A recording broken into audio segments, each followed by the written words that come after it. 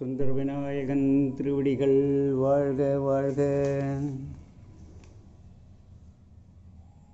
இன்றைய தினம் விநாயகரை துதிப்போம்.